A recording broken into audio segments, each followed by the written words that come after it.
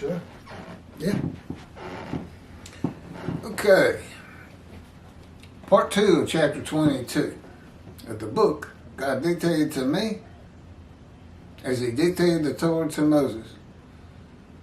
And as he dictated all the books of the prophets to the particular prophet named. Isaiah wrote Isaiah. Malachi wrote Malachi for at God's dictation, his command and direction. As a matter of fact, all of the Hebrew Bible, even the writings, he had some man write those. The entire book is God's, the Hebrew Bible. Okay, I'm picking back up with my commentary of Rabbi Singer's commentary. A guilt offering is a sacrifice. It was distinct from the biblical sin offering. The transgressor furnished an unblemished ram. The Jews of the Holocaust, we can safely say, were not unblemished and sinless rams, men who Tovia Singer decided were rams, to use Leviticus, because of a faulty interpretation of Hebrew to English. I guess that's one. For sacrifice at the temple in Jerusalem, not the death camps of Germany, Auschwitz, etc. As well in cases of sins against holy items. What would be the purpose in a guilt offering? In context of I guess, the Jewish people in the Holocaust, or even for what reason would this be?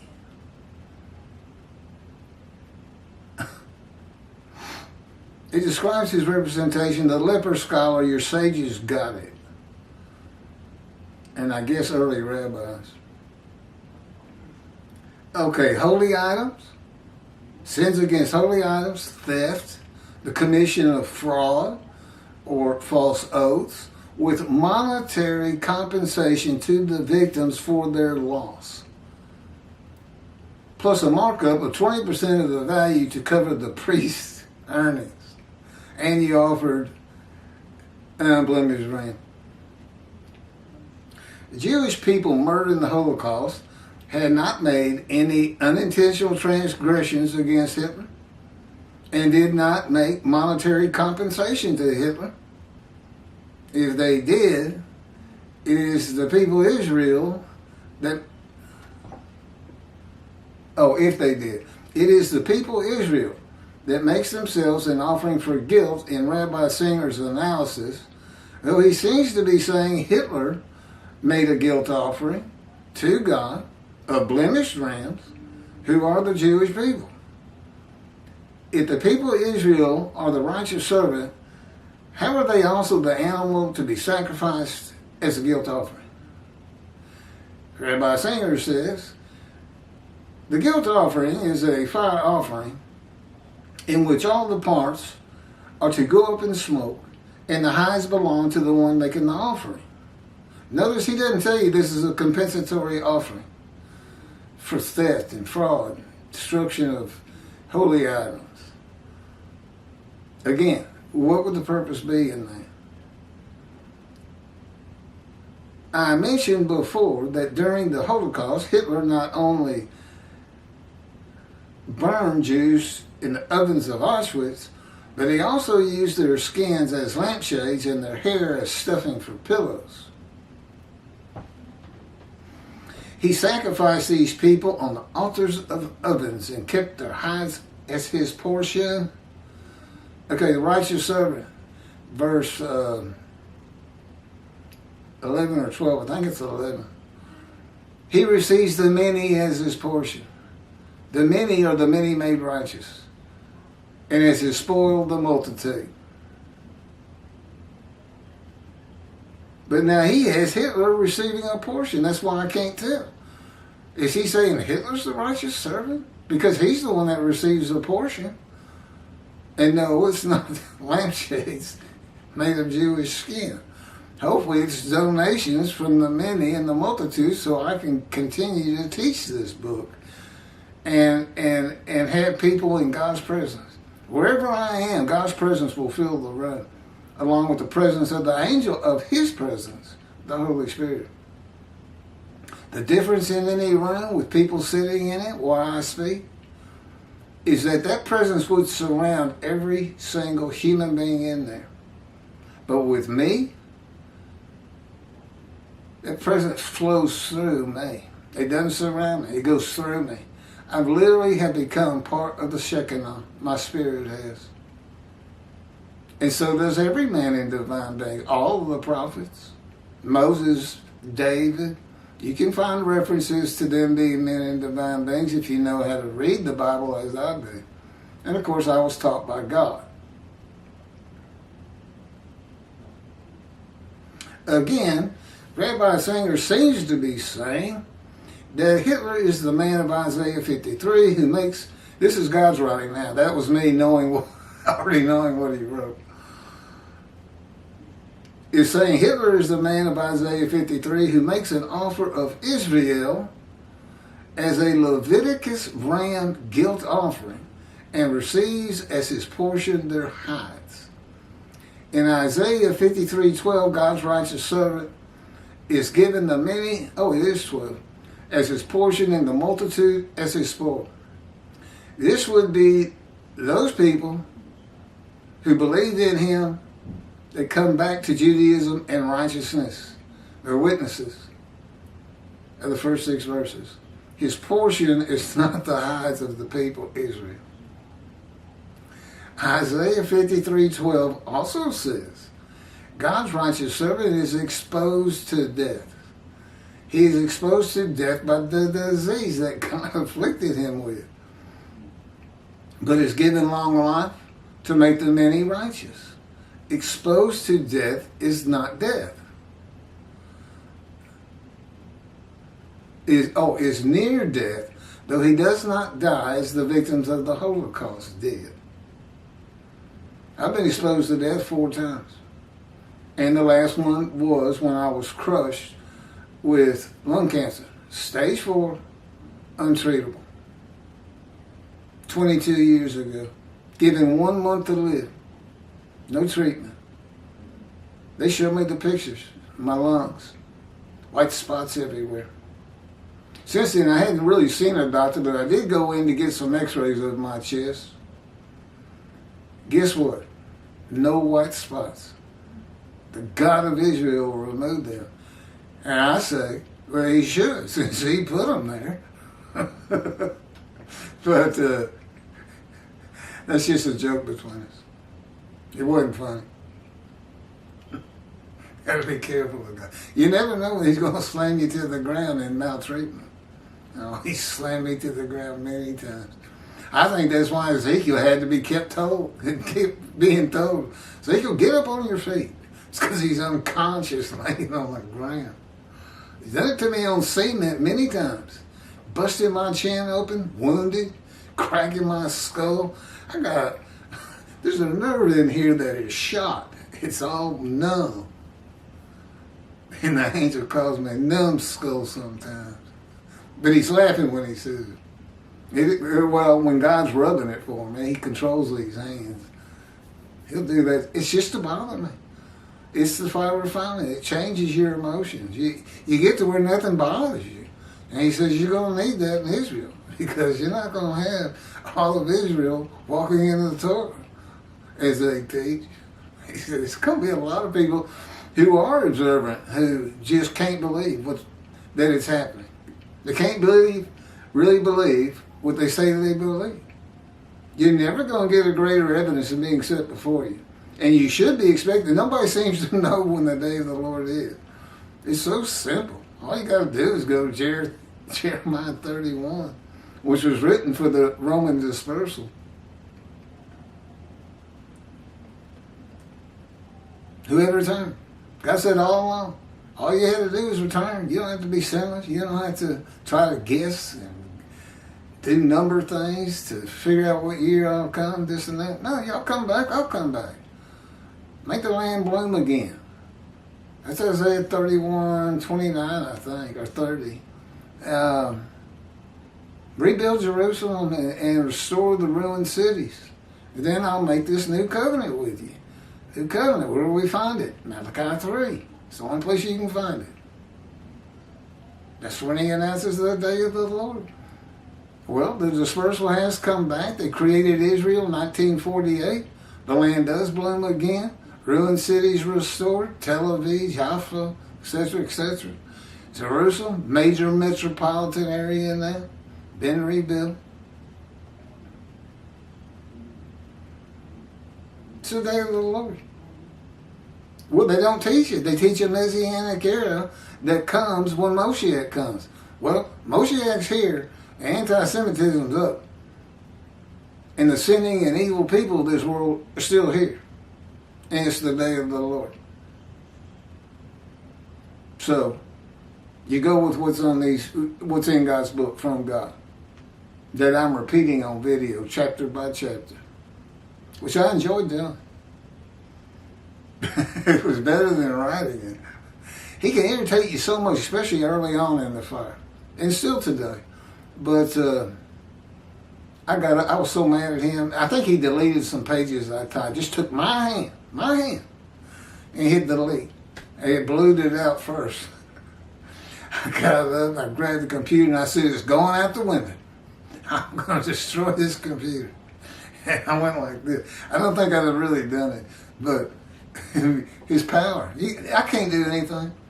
Not only do I not have self-thought, it still seems like my thinking, but I know he controls it and what I speak. No self-will. I know better than to ask for anything. I don't know what's going to happen next until it happens. And sometimes they never stop talking. But really, God doesn't talk that much. But the angel can talk as though he's God. He can make me think that's coming from God. Or sometimes he'll just use me. I've had a conversation with me. God using me to say God's words and me answering in my words. It takes some getting used to. I mean, there's a lot more to this fire refinement than meets the eye. And our communication is uncanny. I can have conversations with him and never hear a word. He just puts the knowledge of him answering my statement into my mind without verbally, or what seems like verbally, saying it. We call that knowing. It just puts a knowing in my mind.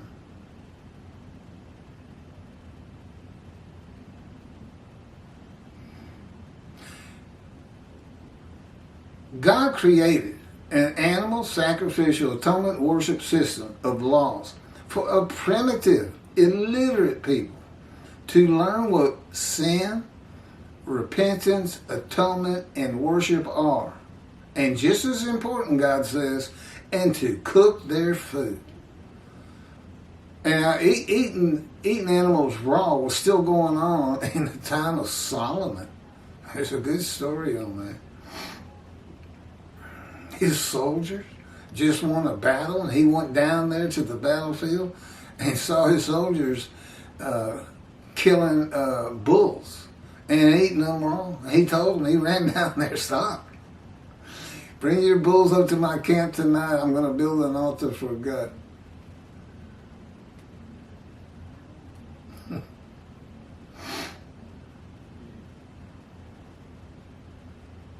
He commanded the Jewish people not to sacrifice their children and told them he no longer wanted their sacrifices through his prophet. Now, Tovia has gone to the Torah. Now, he's revived God's laws. And I know for a fact, God didn't tell him to revive his laws. And he added human beings to it. That's adding to the Torah and taking from the Torah at the same time. A commandment of God that not be done. And apparently, Rabbi Singer doesn't think it applies to him. Well, he's not going to see the scroll of remembrance. And he is not going to the Jewish heaven unless he comes correct, as we say. He's got a lot of correcting to do. God says, "Thus saith the Lord." If he thinks he's in God's good graces or that God loves him or something like that for all his work as an anti-missionary. He's got another thing coming. There's one person you don't make angry because he stay angry, and that's God. Him and Jews for Judaism. Kravitz and Skobach et al. The whole organization is part of it as far as he's concerned. I'm assuming they're all Jewish.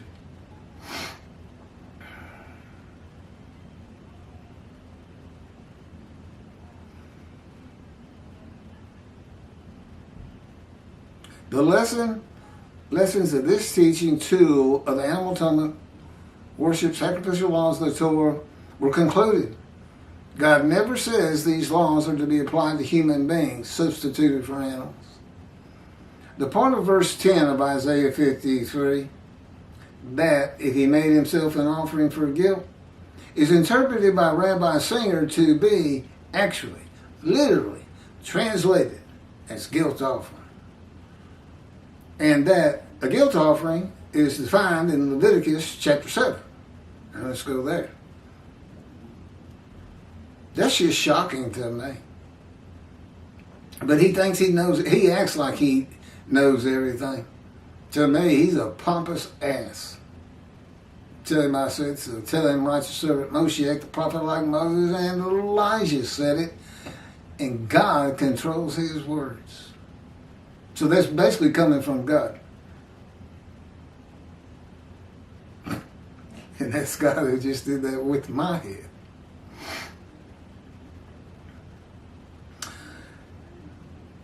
The translation of the Hebrew Bible by the Jewish Publication Society began in 1956 and concluded in 1985, the version I use. God says it's the best translation from Hebrew to English on the market, bar none. The translation of the Hebrew Bible by the Jewish Publication Society with select academic professors on linguistics for the task who spent 30 years of their lives creating a completely new English translation of the Hebrew Bible from scratch, from the Leningrad Codex, the oldest Hebrew Bible in existence. To be, they say the Hebrew in that verse means made himself an offering for guilt. I'll take these fellows over Tovia Singer. The righteous servant is a man, not an animal. Well, after I read this commentary, how can I respect what he says and does? I once did. I learned actually a lot from him early on. God would even have me listen to his radio show sometimes. And it's funny. He said in that radio show one time, God had me listen to a particular show, that he felt God was going to have total control of Moshe. He got something right. Absolute and total control of me. I'm like a puppet out here. Really. I mean, he controls my thoughts, my words, my body, surrounding the cords of his power.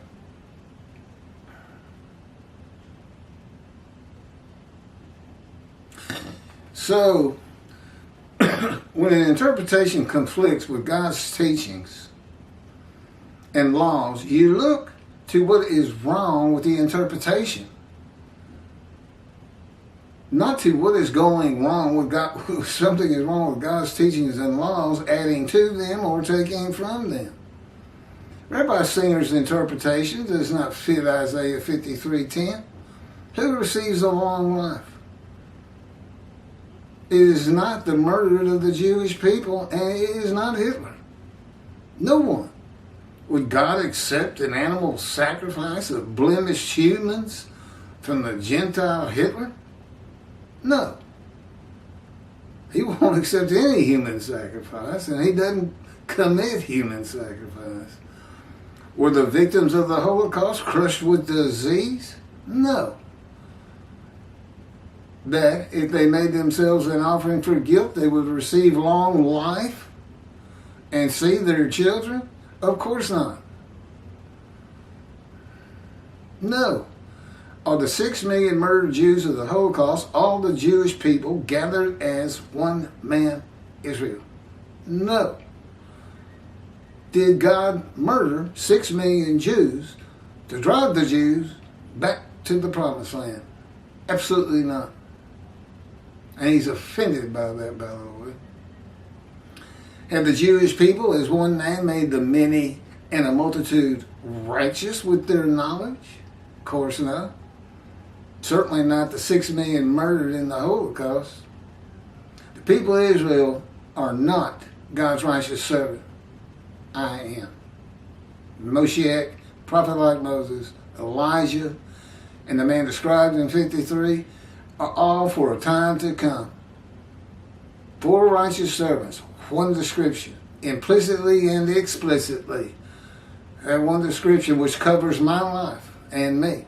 I fit the verses that we've gotten through. There's still a couple. So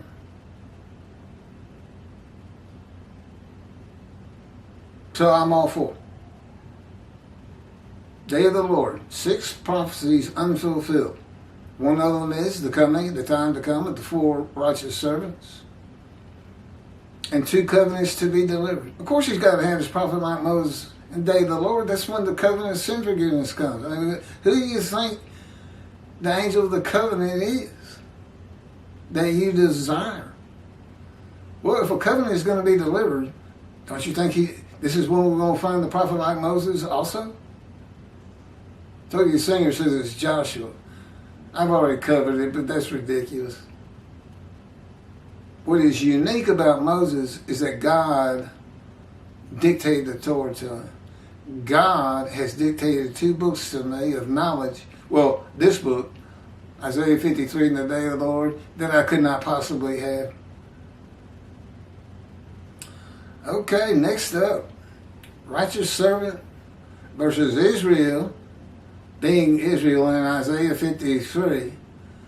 Jews for Judaism, exaltation.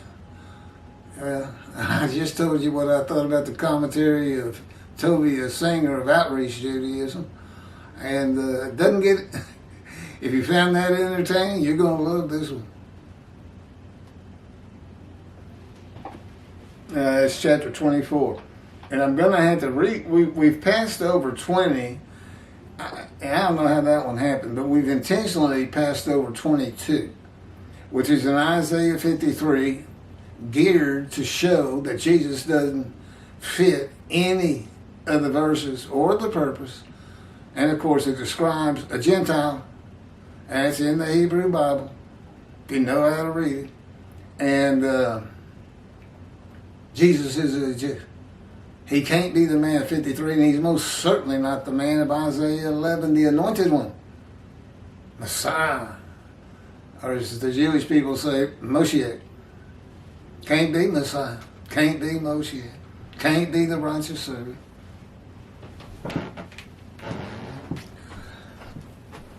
That's fine with me.